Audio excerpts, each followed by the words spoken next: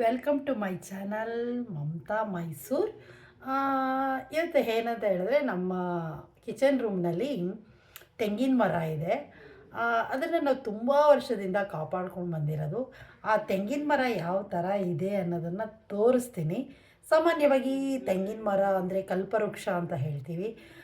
ನಾವು ಏನಂತ ಹೇಳಿದ್ರೆ ತುಂಬ ವರ್ಷದಿಂದ ಇರೋದ್ರಿಂದ ಅದನ್ನು ನಾವು ಕಲ್ಪವೃಕ್ಷ ಅಂದರೆ ನಮ್ಮ ಒಂದು ಸನಾತನ ಧರ್ಮದಲ್ಲಿ ಒಂದು ರೀತಿಯಲ್ಲಿ ಅಂದರೆ ದೇವರ ದೇವರಿಗೆ ಸಮಾನವಾಗಿ ನೋಡ್ತೀವಿ ಅಲ್ವಾ.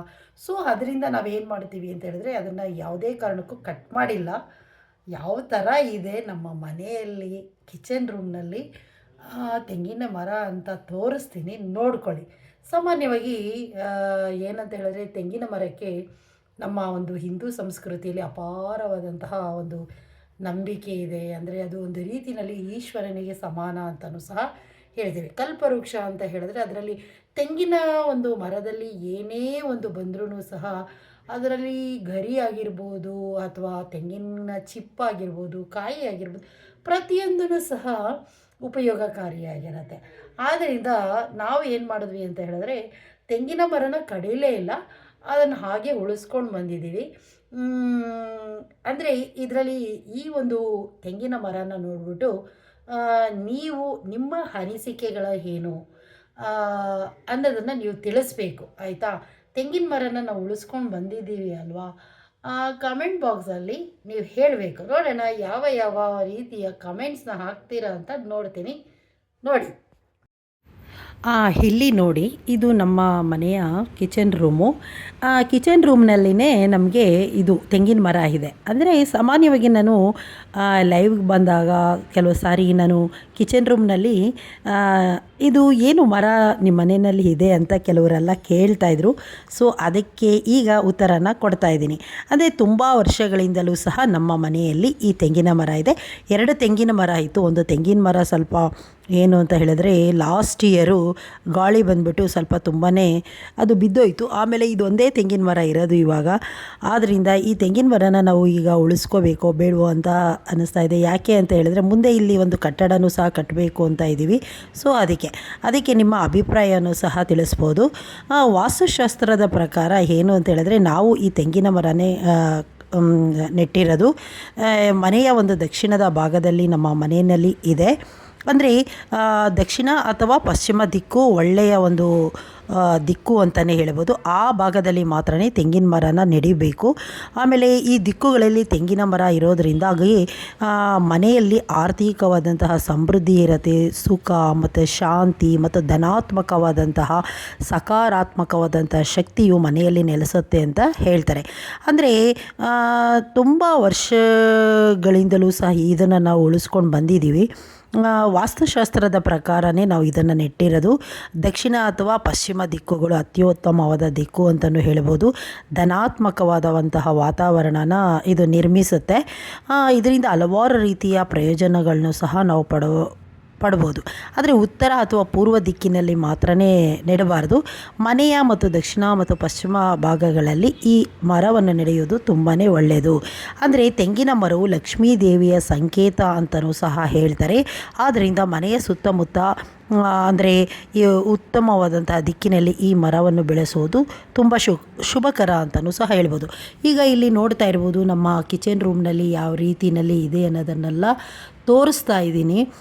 ನೋಡಿ, ಈ ಮರ ನಾನು ಅಡುಗೆ ಮಾಡ್ತೀನಲ್ಲ, ಆ ಅಡುಗೆ ಮಾಡೋ ಗ್ಯಾಸ್ ಸ್ಟವ್ ಪಕ್ಕನೇ ಇದೆ.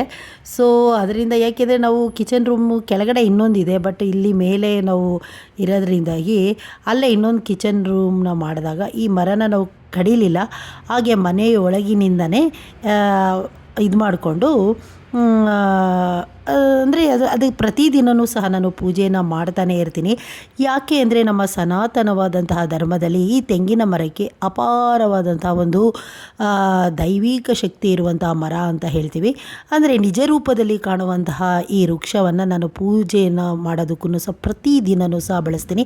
ನೋಡಿ, ಅದು ಮೇಲ್ಭಾಗದಲ್ಲಿಂದ ಹೇಗೆ ಹೋಗಿದೆ ಅನ್ನೋದನ್ನು ಸಹ ಅಲ್ಲಿ ನೋಡ್ತಾ ಇರ್ಬೋದು.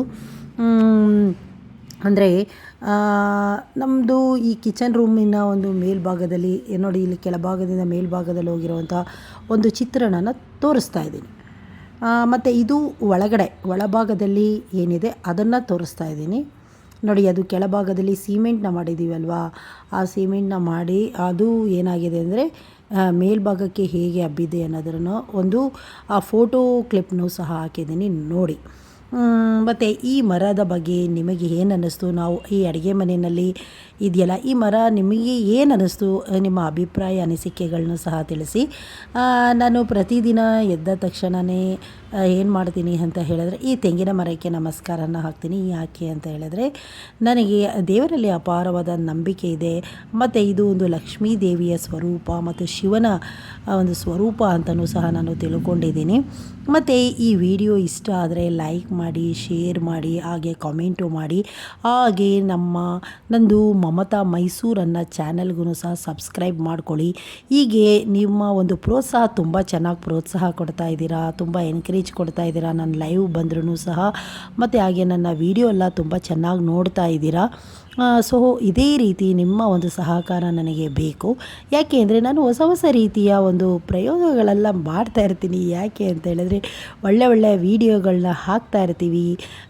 ಸೊ ಅದನ್ನು ನೀವು ನೋಡ್ತಾ ಇರ್ತೀರಾ. ಸೊ ನಮಗೂ ಒಂದು ರೀತಿಯಲ್ಲಿ ಖುಷಿ ಆಗುತ್ತೆ. ನೋಡಿ, ಇದು ಒಳಭಾಗದಲ್ಲಿ ಯಾವ ಥರ ಇದೆ ಅನ್ನೋದನ್ನು ಸಹ ತೋರಿಸ್ತಾ ಇದ್ದೀನಿ ಅಲ್ವಾ.